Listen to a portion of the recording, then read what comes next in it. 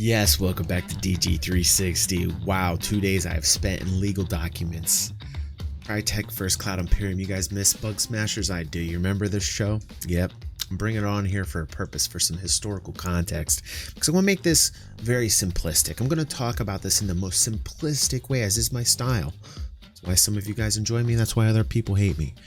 We're going to talk about that little errant line of code that was sniffed out. If we're just talking about that little line of code, it's still there somewhere.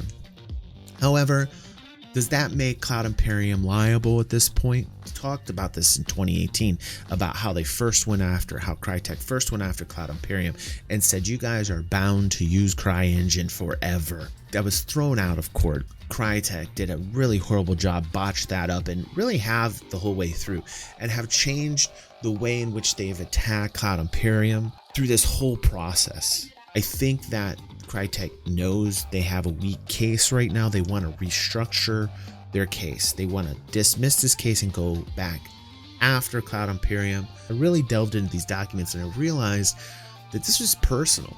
Crytek really feels harmed by this. And so now we're getting into these early dismissal talks, and Cloud Imperium said, oh really, because I feel like we're gonna win this, but if you want to dismiss it, great, because we want this to get over with. Here's 5 conditions. So they're in this discovery phase right now where both parties are trying to build up arguments for when they're going to show up into court in October of 2020. So you got both of these parties trying to build up these arguments against one another. This costs quite a bit of money in this discovery phase, and I really think that at this point the dismissal's being put on the table by Crytek because they don't want to pay those fees, and Cloud Imperium's like, okay, cool, you guys want to dismiss this, but if you want to dismiss it, here's our conditions. I have made another video, and frankly, I'm so tired at this point that I'm just going to plug in where I talk about these conditions. Other DG, let's hear what you have to say. Now, these 5 conditions are rather funny because it's basically putting a foot up the ass of Crytek. But what the first one was Crytek's breach of contract claims, including his claims under the GLA, to be dismissed with prejudice. No, that's not going to happen. CIG's obligation to provide copyright and trademark notice under the GLA will be terminated. No, that's not going to be agreed upon. Crytek's copyright claim for Squadron 42 will be dismissed without prejudice. Any discovery and work brought up from this litigation will be used in future litigation of this claim. Now, interestingly enough, that was accepted. At least the information that I have says that both parties said, okay, we're cool with that. 4th condition, Crytek will release CIG from all claims from the beginning of time through the effective date, provided that the release will not cover any claims arising from the future release of Squadron 42 outside of the Star Citizen game client, and if any, nah. The Crytek won't release CIG from all the claims from the beginning of time. That's like the most like, come on. Cloud Imperium going for the jugular, like, cool, we'll dismiss it, but condition 4 making it damn near impossible for them to ever go back again after Cloud Imperium ever. That's nothing that Crytek's ever going to agree to. And 5, which is really interesting to me, this condition here that Cloud Imperium gave Crytek, the payment by Crytek for CIG's attorney fees of $500K, 500,000. Woof. No way Crytek's going to be doing that or saying, yeah, we're cool with condition 5. And there we go.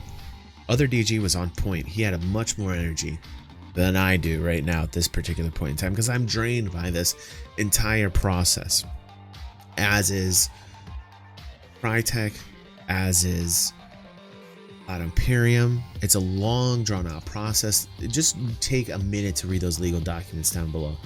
You're going to feel drained just reading them, and it's only like 30 seconds of reading that you're probably going to be able to endure. I did this for 2 days, and I can tell you right now that Crytek's not going to win. You're going to see both parties throw different conditions at one another until they find like the magic settlement conditions, and maybe it'll be picked back up after Squadron 42's release. But I think you'll see settlements happen before October, and if it doesn't, if it goes to court, I think Crytek is going to get crushed. From what I'm reading, Crytek hasn't done the due diligence needed to really attack Cloud Imperium properly. And that's all I have to say about it, guys. I'm exhausted. I'm going to bed now. Today's video has been brought to you by the generous patrons of DG360 who make continued content possible. DG360 patrons enjoy monthly giveaways like Star Citizen packages, Steam gift cards, and any game that you want giveaways. Please consider donating $1 if in any way you enjoy DG360 content. In these difficult times where independent content creation is under attack from the FTC and left to die by YouTube, it's nice to know that I'm appreciated. Thank you.